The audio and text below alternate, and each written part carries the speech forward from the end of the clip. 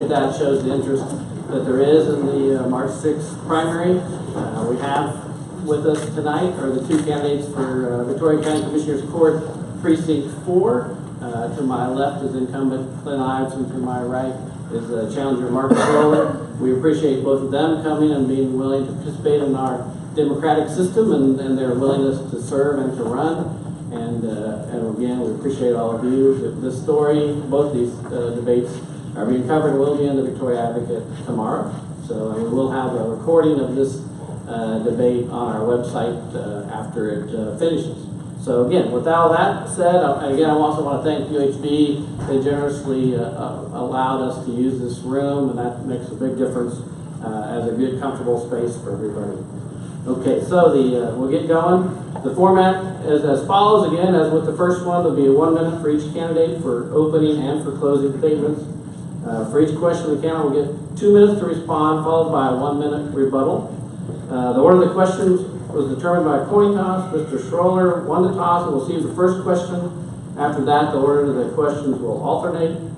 For opening statements, the incumbent will go first. For closing statements, the challenger will go first. So we'll start with Mr. Ives delivering his 1 minute opening statement. Thank you, Mr. Kovner. Thank you, UHB, for housing us, Victoria Advocate for hosting us. I took office as County Commissioner in January of 2011. I've currently held that position for 8 years. County Commissioners have two hats. It's a simple illustration whenever I'm asked what exactly does a commissioner do. Those two hats involve Commissioners Court and the Precinct, and they are two very different hats. In the prior 7 years on Commissioners Court, you've seen smaller budgets. We've lowered your tax rate. We've provided more county services. We've received a higher credit rating. And I've recently received the trust of my colleagues with a unanimous vote as County Judge Pro Tem. In my 7 years in the precinct, you've seen twice as much asphalt, new pavement as in the prior decade. Ditches that drain, affect efficiency and accountability, stopping a toxic permit that put public health at risk. This election will come down to experience, the implementation of conservative ideals, and proven leadership. All right, thank you. And your opening statement, Mr. Schroller? Okay, my name is Mark Schroller. Really glad to be here tonight. Looking forward to a nice, clean race. First time in politics, but my experience will speak for itself. I worked for Dow Chemical for over 40 years. I was in a lot of different roles at Dow Chemical, starting out in maintenance as a mechanic on the front line, worked my way up and supervised over 120 employees as a department head. I was a turnaround manager, had to manage all the budgets, facilitating meetings, things like that, contracts with contractors as a turnaround manager. Also, I was the implementation leader for our software system, our workload management system that we use out there. I also run a part-time landscape and irrigation business with my son. Respect to budgeting, I was responsible for developing a $20 million budget. We had maintenance budgets that were $20 million plus, so we had to work with the operations leaders. Also served as chairman of the board for our credit union, local credit union. It was Carvide at the time, now it's TDECU. And currently the human resource leader for the Dow U.S. Apprenticeship Program. Thank you. Great. We'll jump into questions. Mr. Schroller, you get the first question, first crack at it anyway. First crack. In the aftermath of Hurricane Harvey, some county officials called for more oversight on mobile homes and building codes in general. Do you support increased oversight, and if so, what changes would you like to see to building codes? I know down at the coast there are building codes that are required. They're very expensive. So if you look at that from the standpoint of the expense to the homeowner, it would cost the homeowner a lot more money to invest in a home. So it sounds like a good idea in concept, but at the end of the day, I don't know if it's right. We've had, one hurricane in a long time. Most of the things that happened here were more like debris, trees, things like that. And that was a Category 2 hurricane. All right. I'll repeat the question for you, Mr. Ives. In the aftermath of Hurricane Harvey, some county officials called for more oversight on mobile homes and building codes in general. Do you support increased oversight? And if so, what changes would you like to see to building codes? There is no right or wrong answer to that. That issue is handled by the Texas Department of Housing and Community Affairs. It is a state issue. It is a state-run inspection process that covers mobile homes. We can only operate as county commissioners under the authority that the state of Texas has given us. It is not a local issue. Would I support stricter building codes in response to Hurricane Harvey? I would support building codes that do not cripple the development within our rural communities. Thank you. All right. You've got an opportunity for a 1-minute rebuttal if you want it. Okay, just speaking of hurricanes, I was actually the hurricane coordinator for Dow Chemical, and we actually were responsible for the startup and shutdown of the facilities, which was a pretty complex process, in addition to all the cleanup that took place. So we actually had to write policy, procedure, processes to put in place and checklists to make sure we did a really good job of pre-planning. Because if you don't do a good job of pre-planning, you end up paying for it in the end. So I have a lot of experience with hurricane coordination. We look at Dow Chemical just like a city. We have over 1,000 employees out there and all different type of job roles. So it's really important to get the people out safe. But that was our first priority. Great. Mr. Ives, 1-minute rebuttal. Yes, sir. I certainly hope that we are fielding more questions about Hurricane Harvey. Hurricane Harvey was a game changer for Victoria County. We watched a small tropical depression swell into a Category 4 hurricane. Our first responders hit the ground running. They did a phenomenal job. Rick McBrayer staff with emergency management had the policies and procedures in place. We had an outstanding recovery process, and I am proud to report we had 0 loss of life in Victoria County from a Category 4 hurricane. It's something to be very proud of. Thank you. All right. Well, we'll go right on to another Hurricane Harvey question then. This one, we'll start with Mr. Ives. How do you think we need to better protect or prepare the county from future disasters? How well prepared was Victoria County for Hurricane Harvey? Victoria County was very prepared. Our recovery efforts have proven that. It's still going to be a long-term recovery process. There's no way around that. How can you prepare 100% for a force of nature? It's impossible. What we can do is what is in our procedures, and that's have after-action meetings. We're this much time away from this storm. Things are starting to settle down. Recovery has accomplished the 2/3 of their process. The balance of that is long-term. Let's take a step back, look at what we did right, look at what we did wrong, look at what we can correct. And those procedures are taking place. All right. I'll repeat the question for you, Mr. Schroller. How do you think we need to better protect or prepare the county from future disasters? How well prepared was Victoria County for Hurricane Harvey? I did read in the paper, though, there were some issues around the pre-planning and when the actual call was that, hey, the hurricane's going to be here, so we need to take action. And from my experience as a hurricane coordinator, you need to take that action when you're looking at the weather. You got to use the facts, right? So when you're looking at that cone and it could come in right here in South Texas, then we're in the cone. So we're going to have to start looking at those checklists and preparing ahead of time.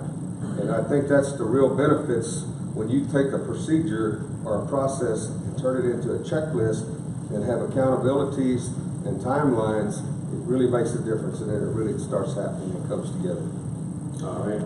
Mr. Ives, 1-minute rebuttal. Yeah, there is no hurricane coordinator in Victoria County. There is an emergency management coordinator that covers a multitude of different types of emergency management scenarios. The decisions that my opponent are referencing are not made by a single individual. It's made by a group of leaders within the city of Victoria and Victoria County. That's called the policy group. Those decisions are made by the mayor, the county judge, director of administration, the city manager, maybe leaving out a couple too, but basically the top leadership in both areas of local government make those decisions collectively based on the information that we have in front of us from the National Weather Services from 4-hour updates. Thank you. All right. 1-minute rebuttal for you. Okay, as a hurricane coordinator, we had a team of people too that helped make those decisions. And again, everything is based on data from the Hurricane Center, and we also tie into the weather. So from my standpoint, the experience that I have, I've been through that as a leader. I've been through it as a supervisor, managing people. And when you take people as the first priority, then things tend to happen a lot better, because you don't want to end up on the back end of it, and now everybody's disgruntled because we didn't get them out in time. So that's very, very important. And I think I would be very successful in that role, because I actually played that. I was in that role. I worked with a team of people. I knew how to build relationships with people, and that's when the action really happens. All right. Next question, we'll shift topics. This one first is for Mr. Schroller. Both of you say roads are a priority, but what distinguishes either of you in your plan to improve county roads? Okay, I've been approached by quite a few citizens around the area, Precinct 4.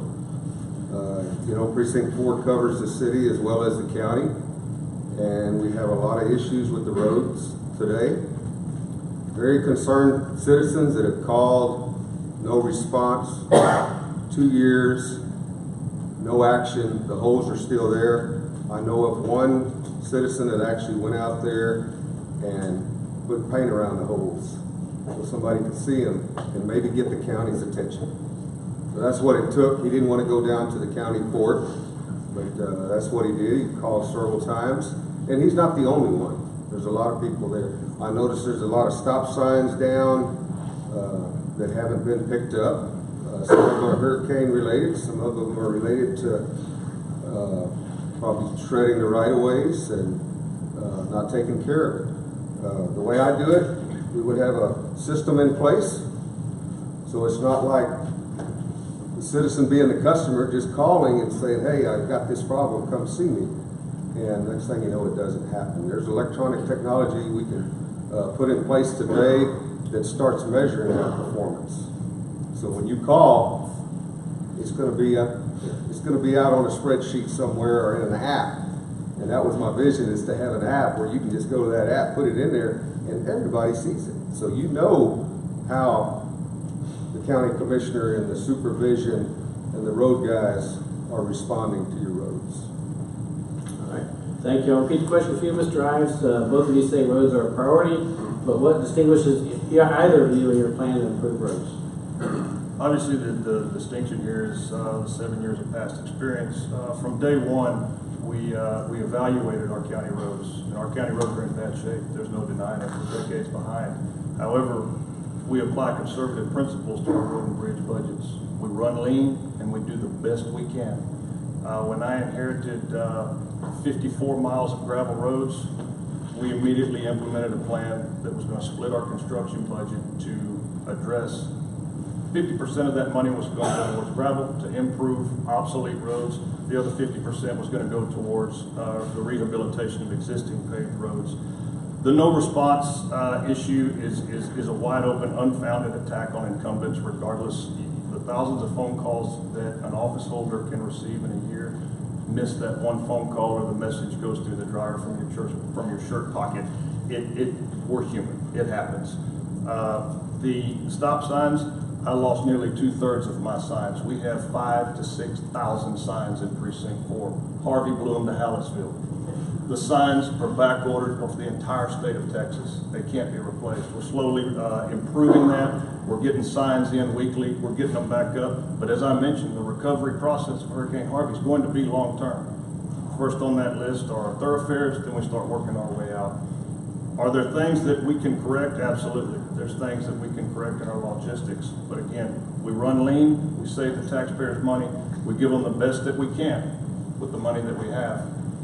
We have doubled our paving numbers since the prior decade. Doubled that number. I inherited a process that was paving 4 miles per year.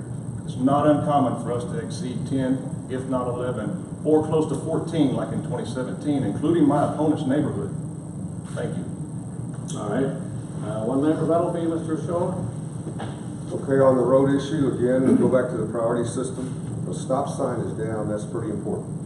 I'm sure there are ways to fix that.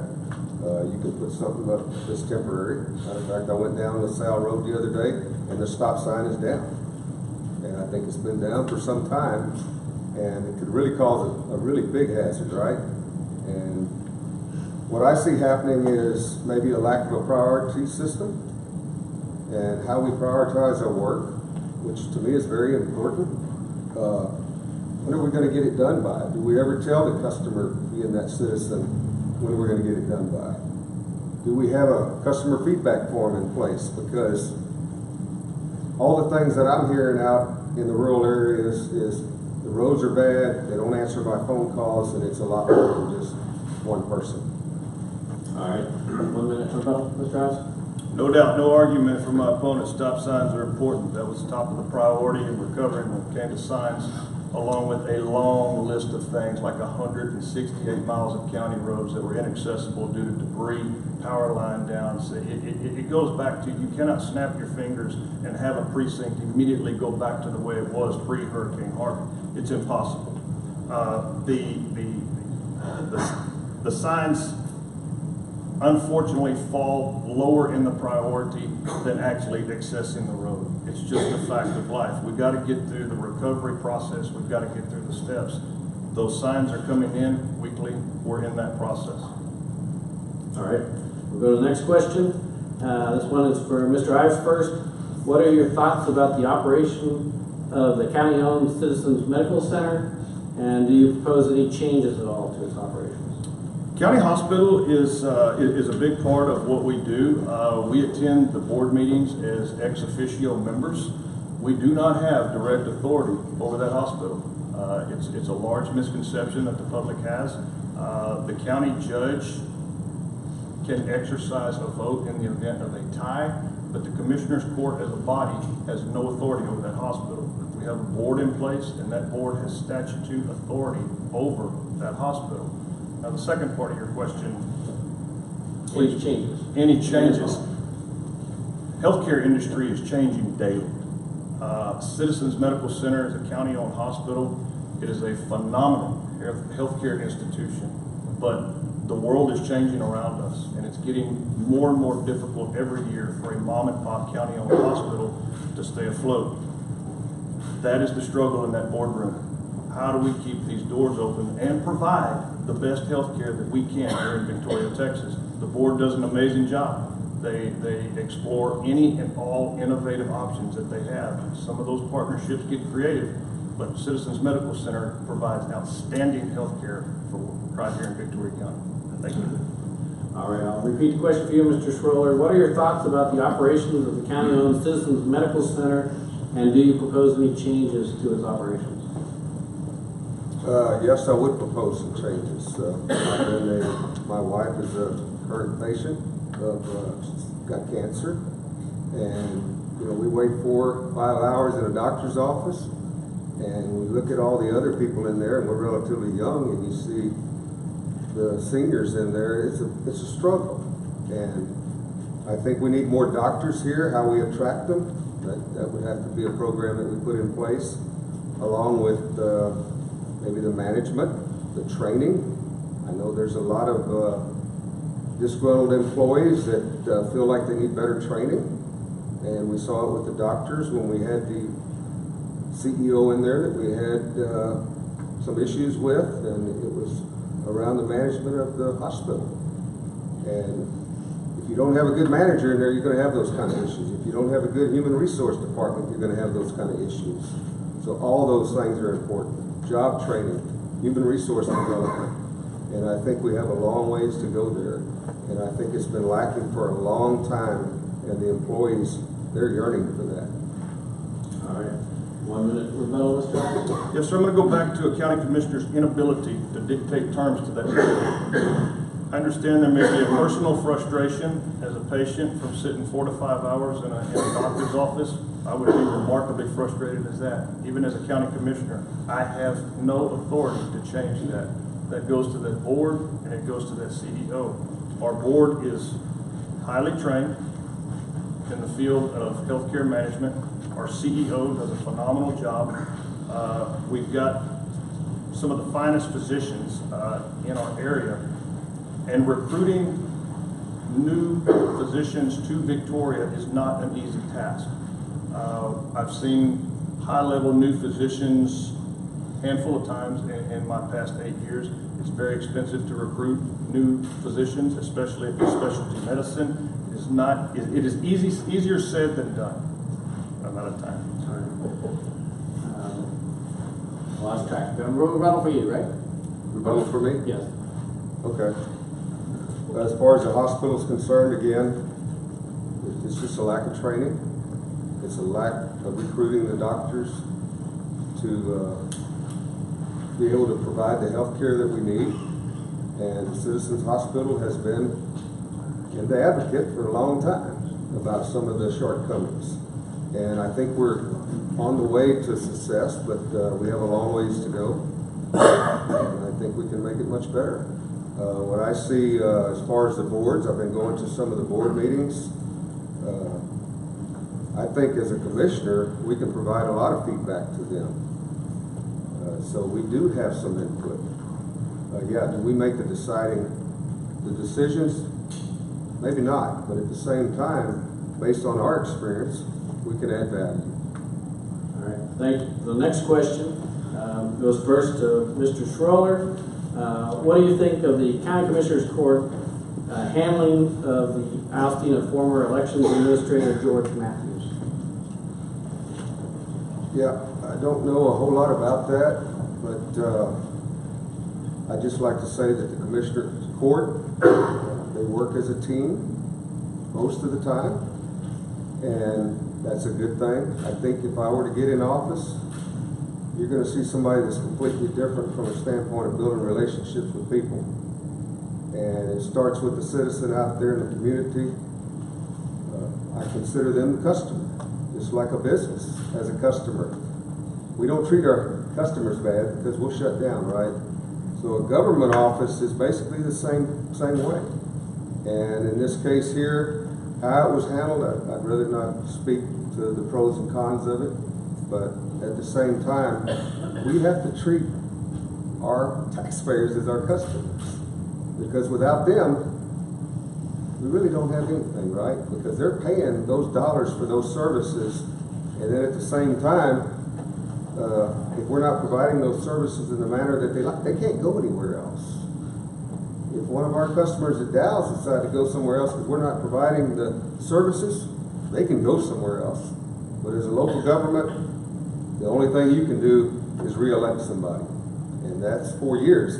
When I'm talking about a feedback system, we're going to find out when we start measuring things that, hey, here are the shortcomings. And they're going to be out there for the public to see.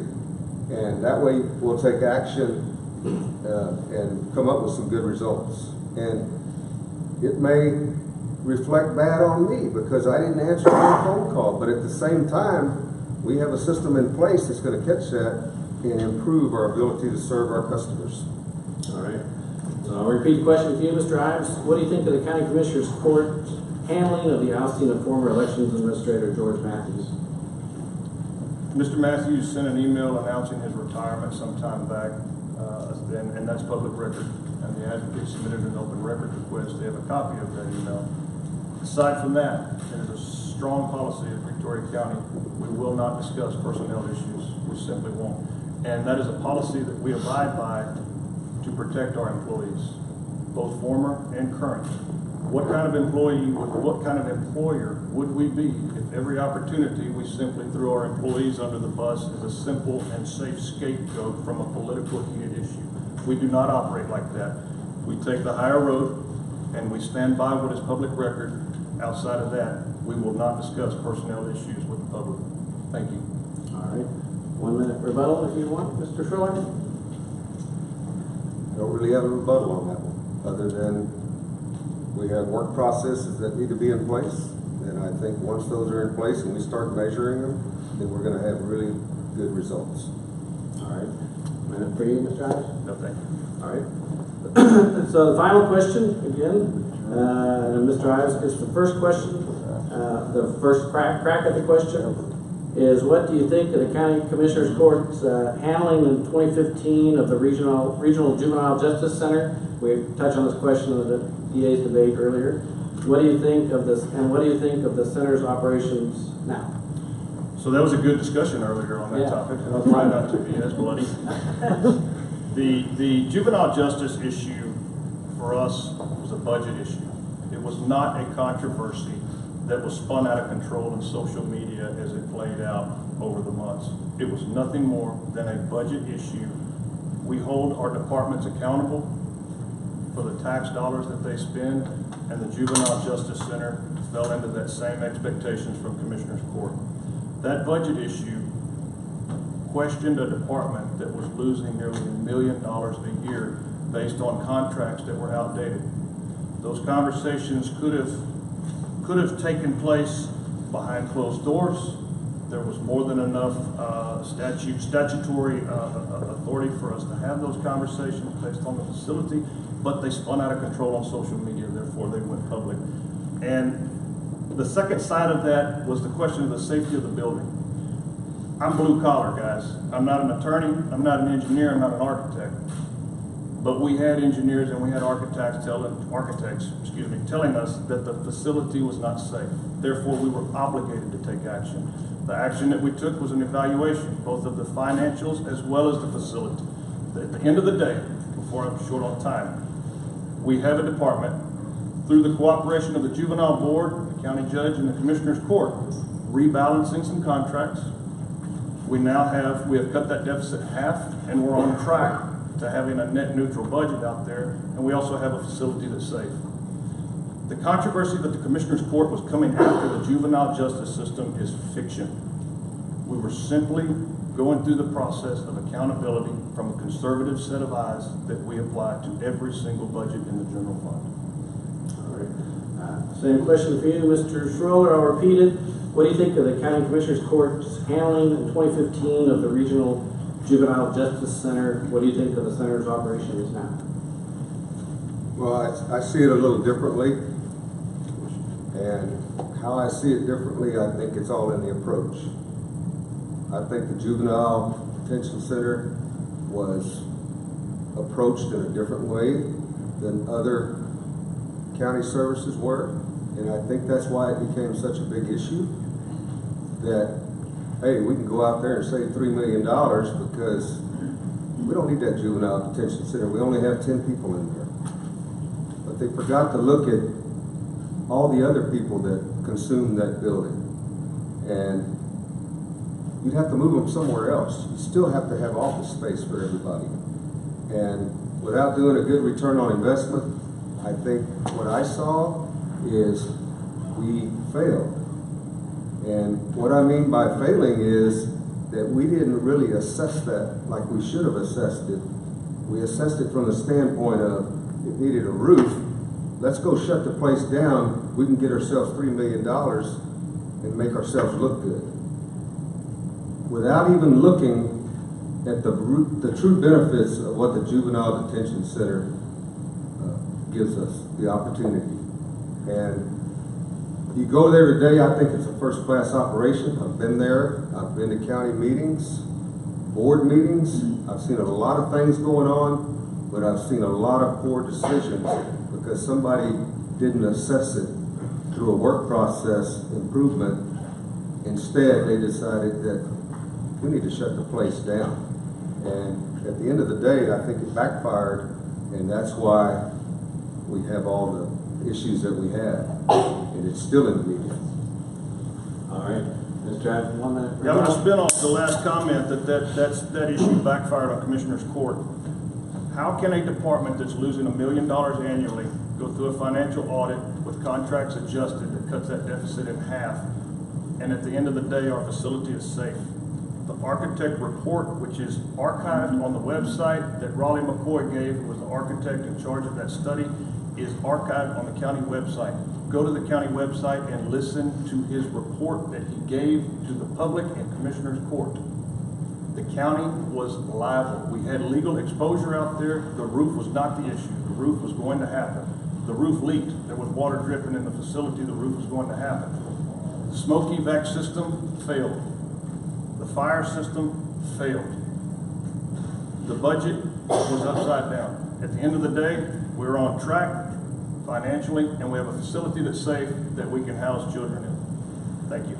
All right. And 1 minute rebuttal for you. Yeah, on the detention center again, I think it was run very well. I think, again, the approach was wrong. The media did not blow it out of proportion. People were talking about it in social media, but still there were facts that they went there with a plan to shut it down. And I don't think all of the people in the Commissioner's Court agreed to it. But that's what happened, and that's why it got so blown out of proportion. Again, it's in the approach. I don't think we would go to a business and say, well, I think I'm going to shut you down. You're going to have to prove to me how you're going to be profitable. I don't think the CEO of Dow would come knocking on CJ's door and say that. Now, they're definitely going to look at it, but that type of approach all of a sudden causes a lot of disruption. All right, thank you both. We're going to go to close the statements. Before we get there, I just want to again thank everybody for coming out, and also want to tell you that next Monday, same time, same place, we'll have the Congressional District 27 debate for the Republican and Democratic candidates for that office. So hope you'll come back for that, and we will live stream that on our Facebook page and show it at victoriaadvocate.com too. So again, March 6th primary, vote in that. But I'll go right now to closing statements, and Mr. Schroller, you get your 1 minute closing statement. Okay, I just want to say to the citizens, the customers out there, that I truly want this job. I don't really need this job, but I think I can do a super job just because of my role as improvement leader at Dow, where we actually improve work processes. And we do it in a manner that we don't have a bunch of disgruntled employees, because you have to look at management of change as well. And when you go into a facility like we did at the detention center, we've got, I think, 70 employees in there. And how do you think those 70 employees felt? So, you know, you can have all the knowledge and skills in the world, and I think I have all the qualifications to be a better commissioner. And I think the other thing I have is the ability to build relationships with people. And I think that's very special. It's a gift that God's given me, and I want to go out there and use it in a good way to help the community. Closing statement, Mr. Ives. Thank you. I said earlier that this election will come down to experience, implementing conservative ideals, and proven leadership. Experience in campaigns can sometimes be tossed around as political rhetoric. But when that experience is leading in the right direction, it far exceeds rhetoric because it's proven. Victoria County is a conservative county. Our presidential elections have proved that for decades. We are a conservative community. We have lowered your tax rate. We have lowered your general fund. We are spending less while providing more, along with increase to our bond rating, which is our credit score in the midst of an economic collapse and the fall of the Eagle Fruit Shell. In summary, we have done more and we have spent less. Thank you. All right. Thank you again to both candidates. And I just